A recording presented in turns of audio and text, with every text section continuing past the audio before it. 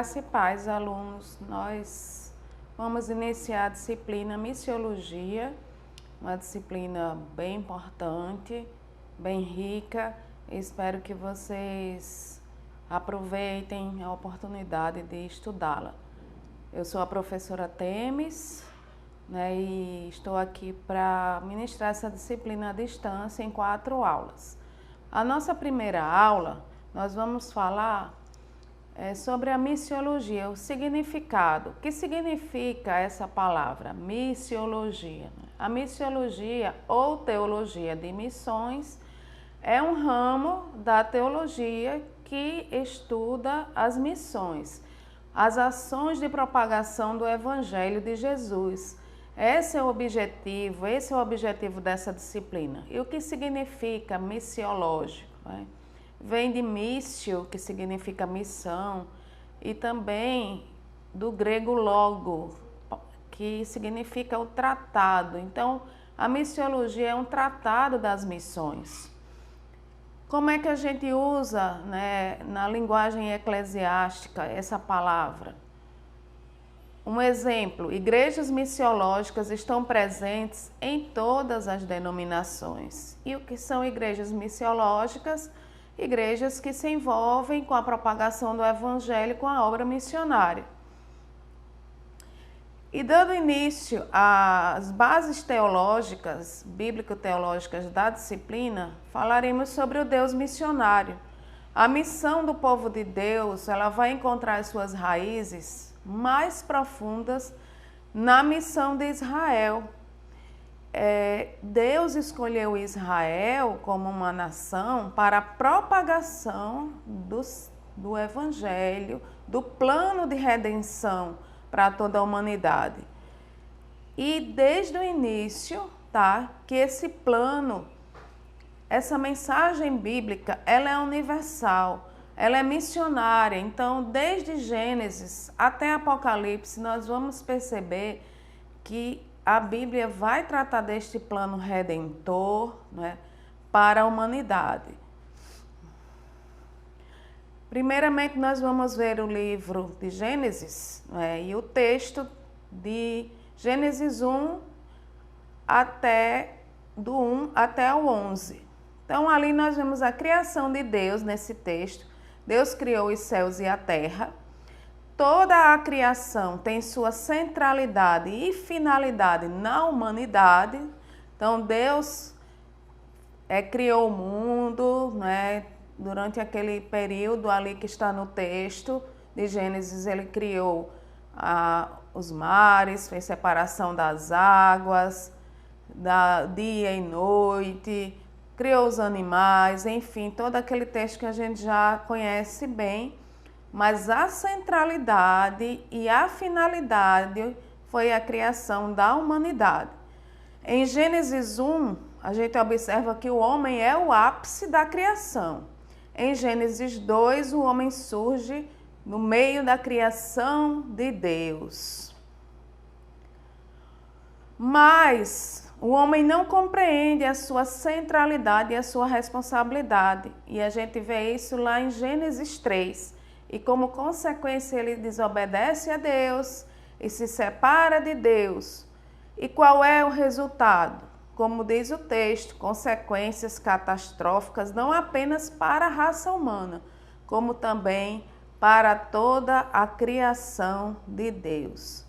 Então o homem desobedeceu a Deus, a ordem de não comer o fruto proibido, Homem e mulher desobedeceram, através da tentação ali da serpente. O homem então cai, e cai em pecado, e ele então se separa de Deus. E logo após, Deus traz um outro julgamento que foi inevitável e necessário, que foi através do dilúvio. Está em Gênesis capítulos 4 a 6. Então, a humanidade caiu num pecado avassalador, rejeitou a Deus, mas Deus ainda deu uma outra oportunidade e chamou Noé, pediu para que construísse a arca E aqueles que quisessem ser salvos, ter uma nova chance, poderiam então entrar naquele projeto. Mas a maioria não quis. Mesmo assim, Deus continuou fiel à sua criação e à humanidade, pelo fato de ter poupado alguns, simbolizando uma nova criação. Então, Deus poderia ter acabado o mundo, não é, sem dar mais nenhuma oportunidade ao homem. Mas ele, através da família de Noé, Deus vai dar uma nova oportunidade e simboliza aí uma nova criação. Mas ainda o homem, não é, vai continuar a sua desobediência. E um outro episódio que a gente vê isso bem claro é na construção da Torre de Babel. E o homem queria então alcançar a Deus, achando que poderia alcançar a Deus. Mas novamente o julgamento de Deus se estende por toda a humanidade. Mas dessa vez não vem com um dilúvio, mas com a dispersão a toda a humanidade sobre toda a terra. Está lá em Gênesis 11. Então Deus vai dispersar o homem, a humanidade dessa forma, criando vários idiomas, separando os homens dessa forma, e assim eles foram dispersos pela terra, como consequência de mais um gesto de desobediência. E a esta altura, então, o relacionamento de Deus era com todos os povos do mundo, os povos que ali habitavam, né? Aí, Gênesis até o capítulo 11, ele tem essa menção, né, de Deus estar se relacionando com toda a humanidade. No capítulo 12, então, o enfoque muda. Vem um enfoque específico de Deus numa nação. Como é que acontece esse enfoque? Deus, então, vai chamar um homem, Abrão, né, que depois se tornará Abraão, e através de Abraão surgirá a nação de Israel, que vai começar com os patriarcas, mas particularmente com o chamado de Abraão. Isso está lá relatado em Gênesis 12. Abraão, então, ele vai ser a pessoa escolhida por Deus, e assim como a desobediência dos homens, determinar o destino da humanidade no relato da criação, a eleição e obediência por parte de um homem provocam outro destino para a humanidade no início desse relato da criação. Então, este homem é Abraão. A partir então de Gênesis 12, a gente lê sobre a restauração da unidade e da comunhão, anteriormente perdidas e quebradas entre Deus e a humanidade. E aí tem um versículo, que se torna fundamental para a história da humanidade, que é o versículo que está em Gênesis 12, 3. Deus então chamou Abraão e deu esta notícia para ele, no versículo 3 de Gênesis 12. Abençoarei os que te abençoarem e amaldiçoarei os que te amaldiçoarem. Por ti serão benditas todas as famílias da terra. Então, a promessa de Deus, a Abraão, que todas as famílias da terra serão benditas por causa dele. É aí que começa essa relação, de Deus através de uma nação para abençoar outras nações. Quais são as duas dimensões do chamado de Abraão? Abraão cumpre a ordem de Deus de sair e ir, e assim inicia uma das dimensões importantes da missão. Que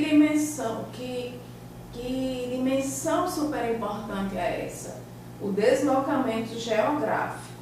Então, durante toda a história, na Bíblia, a gente vai ver que a missão está ligada diretamente à questão do deslocamento geográfico.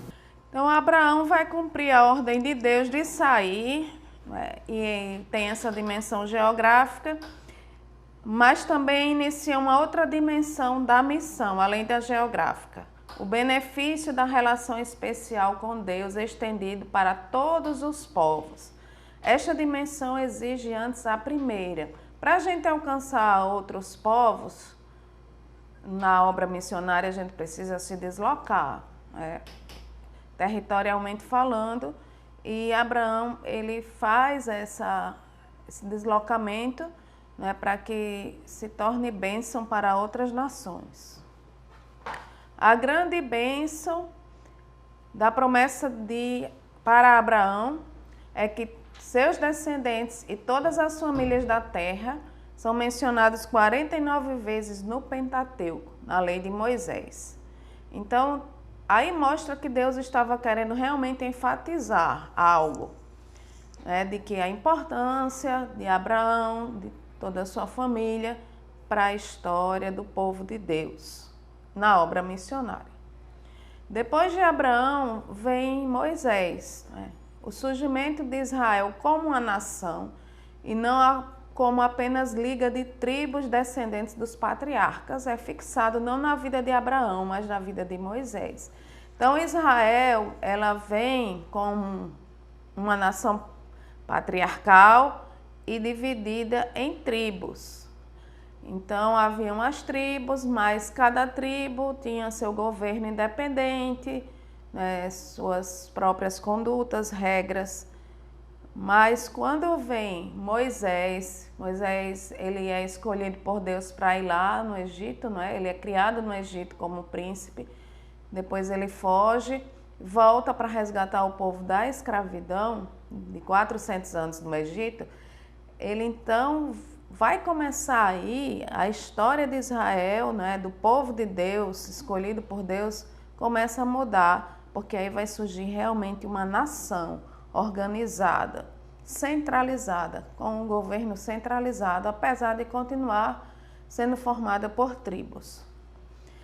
Então, essa ideia que Deus chama o homem para ser seu representante, então ele chama Adão, né, que é chamado para um papel de administração ali do jardim do Éden, do paraíso, de julgamento e renovação através de Noé, ou de maldição ou bênção de Abraão. Já precede o chamamento de Moisés, tá? Então, essas figuras são muito importantes para a gente entender esse plano missionário. Com Abraão, a gente aprende que o plano redentor de Deus para as nações se realizará através de um povo. O povo de Israel será o canal. Com Moisés, aprendemos a maneira como este povo será um canal de bênção ou maldição para as nações. Então, quando a gente estuda a história de Israel, no Antigo Testamento, a gente percebe essa relação, tanto de bênção quanto de maldição para as nações. Abraão foi um peregrino em terra estranha, Moisés também. O chamamento de Moisés, ele vai acontecer no contexto de um encontro pessoal com Deus, lá na sarça ardente. E lá ele tem uma experiência espiritual profunda. Pela primeira vez, Deus se identifica pelo nome Iavé no texto bíblico, que é o Senhor. E ele diz, eu sou o que sou, eu sou. É a primeira vez que Deus, então, ele se apresenta dessa forma e com o nome, né, Iavé, o Senhor, aquele que é.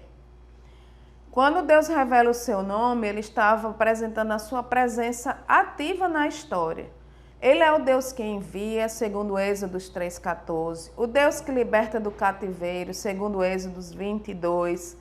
Conhecer o nome de Deus significa conhecê-lo pessoalmente, ter um relacionamento pessoal com ele. O Deus, Iavé, ele é operante nos afazeres da humanidade, particularmente nos afazeres do seu povo. Então, Deus está presente ali em toda a história, né, desse relacionamento com o homem, com a nação de Israel. Deus é pessoa, ele diz assim, eu sou o Deus de teu pai, o Deus de Abraão, o Deus de Isaac e o Deus de Jacó. Lá em Êxodo 3,6 ele faz essa afirmação.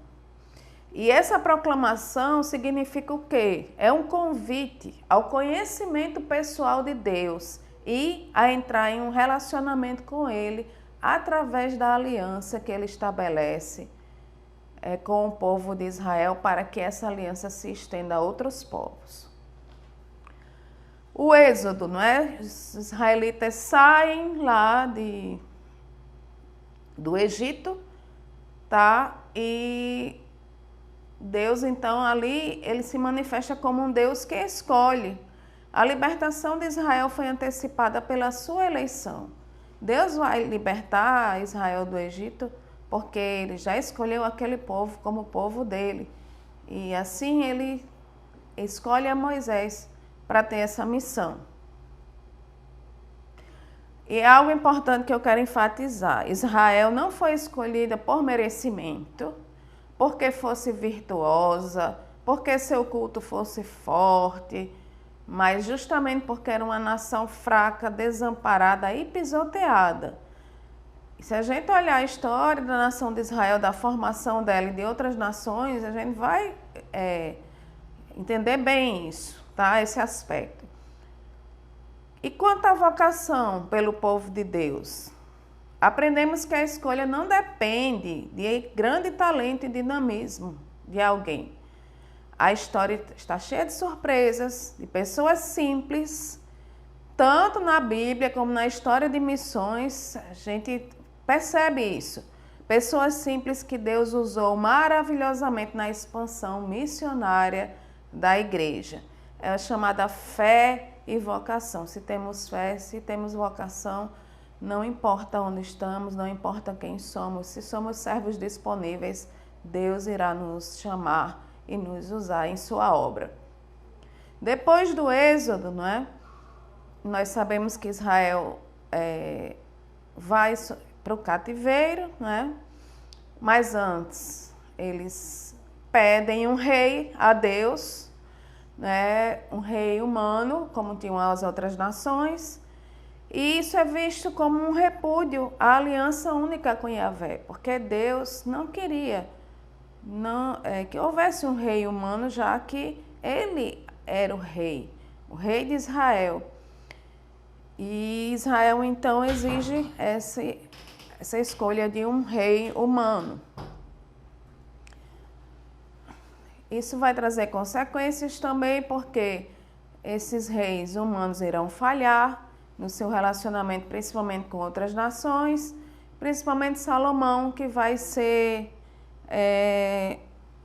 relacionar de uma forma muito errada com outras nações, trazendo a iniquidade para dentro da nação de Israel. E aí vem então o cativeiro, né, onde Israel é disperso, mas mesmo assim Deus continua a ter um relacionamento com o povo através daquele remanescente fiel. Israel, ele vai se equivocar como nação e vai compreender a eleição apenas como uma ideia de libertação política. Mas a ideia que Deus traz de aliança é muito mais ampla. É de ser um povo salvo, eleito e sacerdotal. E é por isso que Deus cria então um sistema de sacrifícios, porque era para mostrar a Israel e conscientizar da sua distância em relação à santa presença de Deus. E para que eles aprendessem a entrar numa vida de culto e de comunhão. E aí veio o tabernáculo, né? Enquanto Israel era um povo nômade, depois o templo é construído pelo rei Salomão e o sistema sacrificial passa então a ser praticado no templo. A lei também foi criada para dar sentido a toda a vida cooperativa e individual do seu povo e para mostrar a soberania real sobre o povo escolhido em todas as áreas de sua vida. Por isso a lei regulava todas as áreas da vida do povo de Israel.